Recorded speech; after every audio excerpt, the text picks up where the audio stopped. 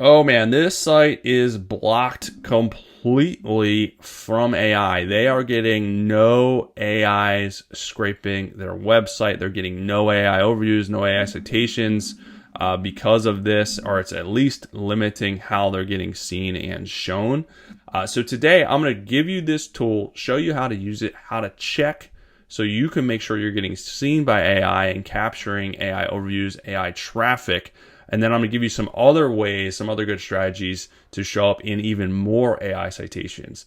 Let's go. So let's talk about what this tool is, how to use it. I'm going to talk about some other amazing ways to get shown in AI overviews, AI citations, how to track it, how to do it, some cool tools to use, all this stuff wrapped up into one amazing video. Let's go. So let's talk about this. All right, so common crawl. So what is it? I have this broken out into a mind map just because I am a visual person. So I'm going to go through this really quick so you guys know what this means for you.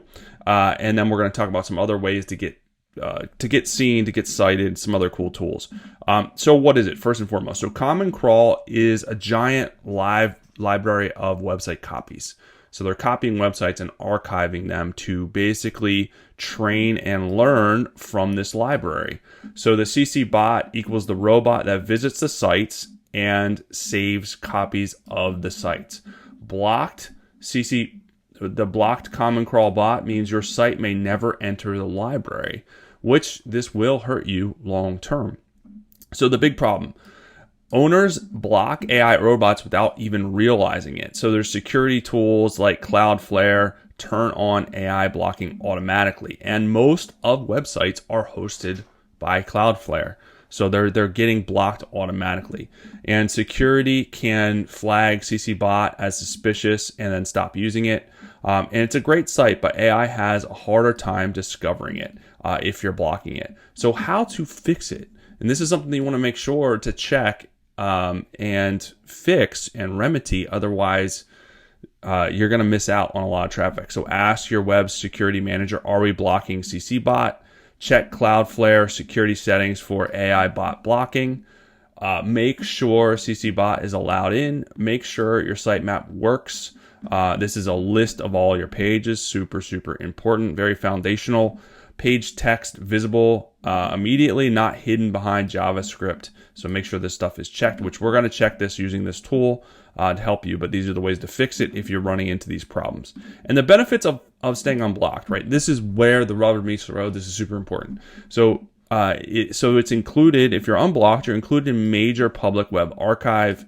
AI datasets can discover your brand, products, and expertise. AI is more likely to already know your business. Your content can shape future AI answers and recommendations. Crawlers can see your real content and it's not blocked on an empty page. And then you can spot issues early, stay in control, and allow CCbot block others if you want. So you can control this. But again, the main takeaway from this is if you are blocking AIs, you are limiting how they are finding your site and featuring them in AI overview, in ChatGPT answers, in AI citations, because you're not giving them access to your stuff. So you're making it harder for them. The future of search is people searching using AI. And if you're blocking it, you're not going to show up. So this is a website, Common Crawl. This is the free one. Here is the link up here. You can take a screenshot and use this. It's very free. So basically just go in here and enter your website here and you check it. This is, they give an example of bbc.com of a website that blocks everything. I don't know why they have this locked down, but BBC doesn't want AI using them at all. I mean, they don't really need to. I guess they're a huge website. But basically this is blocked from Common Crawl, right? And this is how it shows, or this is what it shows. So pages captured. So basically there's nothing. Everything's being blocked. It's all red. There's nothing stored. So this is a problem, right? And here is kind of just some other information, but very simplistic. So let's find another site and see if it's blocked.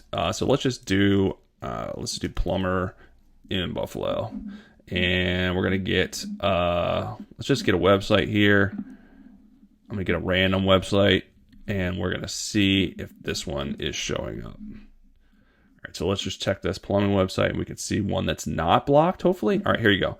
pages captured per monthly crawl. So this is loading, so you can see kind of the pages that are captured, and basically it's going through and archiving these pages, and then using this information later on. And then here's the sitemap. So 31 of 240 sitemap pages, 13% are in the July crawl. So I would check that. Why are these other ones not in there? You can go to Google Search Console and index them manually. And then here we go. Here is everything's allowed. Everything's green. So we're pretty good. Obviously, the sitemap is an issue. We want to make sure all of our pages are getting indexed. So I would check into that. But this is a good first step to kind of see, is your stuff getting blocked, right? Now, the next question becomes like, okay, how do we get seen even more in AI overviews and AI citations, right, with our content? So there's a couple of keys to that we want to make sure. So first and foremost is we want to be consistently releasing content. That is first. The second is we want to release content that's not commodity-based content. We want to release content that not everyone can do. So this is content that's based on your brand assets, that is including your brand assets, but it's not commodity. It's including variables, information that's proprietary to you, to your company, so that you're not like commodity content is if I go out and do like, what are the top 5 things to consider with buying a new home, right? Anyone can do that. Any AI can create that. That's not unique. That's commodity-based content. If I do content where it's like 15% of new home buyers miss these 3 things in the state of Florida, that is not commodity-based content, because I'm basically doing those variables, and I can control those variables and make them unique to my business. So that is really kind of the key to showing up in AI overviews, AI search, along with the actual content you have. Focusing on bottom of the funnel content, right? We have this funnel. Top of the funnel is broad searches. Bottom of the funnel is more specific searches. So that's key too. And we want to make sure that we are doing that in our content. So one good tool that I use to do this is Arvo, because it allows you to do a lot of different things with the content you're creating. One of the biggest things that you can do outside of creating an SEO article, basically targeting a keyword, you can create news articles targeting trending news, you can create YouTube articles from YouTube videos, but you can create template variable articles. So this is really good. So you can go in here, create a custom template. There's a video on how to do this. You enter a prompt and you give it the markdown, and you can create unique variable articles like I was talking about. So here's one for plumbing. Put the service, city, state, and it'll create a unique article for that. Here's one for real estate, for specific variables. And I can do this as many times as I want with the same template. It's creating a different output. It's creating a different unique article. So we can go in here, and here is like for toilet install in Miami, right? And this is a variable article that I created. You can open this up and continue to make tweaks, but you can see all the back-end SEO, meta description, H2s, H3s. I can open this up into the revision state and change anything with the AI assistant. Super easy. This integrates with any website, so I can then publish this to any website, right, automatically. I can set this up as an auto blog, publish it to any website. Here's where you do an auto blog, basically new campaign. I can do full auto blog, which it'll pull a feed, which is like a keyword feed, a news feed, an RSS feed, or a YouTube feed. It'll pull that feed, generate the article, and publish it. But also, here's what I'm talking about, because this is really kind of next level, that you can go in here when you're creating articles, whatever articles you decide, you can basically do the article template and add in your brand assets. So I can go in here and add a knowledge base, my website, case studies, training materials, and it'll use that information when it's creating articles, and it'll embed that in there so it's unique to my brand. I can also add a call to action link. I can add my sitemap, so it's going to link to other pages on my website, so you get that link juice. It's connecting everything together naturally. I can add in my own images, or it'll generate them. I can add in my own YouTube, or it'll generate a relevant YouTube video. So this is what sets us apart with content creation, so you can get shown on more AI overviews by doing these non-commodity based articles. The other cool thing, kind of in line with what we're talking about, is the LLM brand monitor. So like this is checking how your crawlability is. This is checking specific prompts. specific search queries that people are using to find your brand. So you can go in here and set this up for your website and enter in brand information if you want and create a monitor. Here's one I did for SEMrush just as an example. But when you set this up, it'll automatically give you prompts to track, right? It looks at the visibility across AIs. It looks at the sentiment, positive or negative. And then you can go into each prompt and also see across the specific AIs, Claude, ChatGPT, Perplexity, and see your visibility. So if your visibility is low, then you can work on getting your visibility higher. Well, how do you do that? We take this prompt and you go back to here and you create an SEO article on this prompt, and you can enter in your brand assets and make it more specific.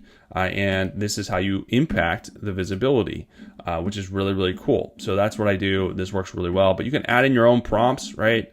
Really good. You can add in as many as you want to kind of track. If you're unsure which prompts to do for your business, here is a prompt that you can use. And you can get this at arvo.com/prompts. This is the AI search intent extractor. Basically, just copy and paste this whole thing in there into ChatGPT or Claude, and it'll give you a list of, you enter in your website with your brand. You can just enter your website there, and then it's going to give you an output of prompts, like search prompts that people are using. So it's going to have the prompt, buyer stage, intent angle, and then why it converts. And then you basically can take those prompts and enter them here to track the visibility, but also take those prompts and create content around those prompts, because that's the specific bottom of the funnel searches that people are using. And that's how you get seen, because you're answering that specific question that people have. Super important. So all of this together wrapped up in a tiny little bow is going to help you be more visible, going to help you overtake your competition that's showing up in ChatGPT, in AI overviews, in AI search. It's the way people are searching. More and more people are learning to search this way, so you have to target your content and set it up this way so you get seen more and more. So hopefully that helps you guys out. Check out this other video on SEO. There's a link to Arvo below as well. I'll be back soon with some more good stuff for you guys. Have an amazing rest of your day.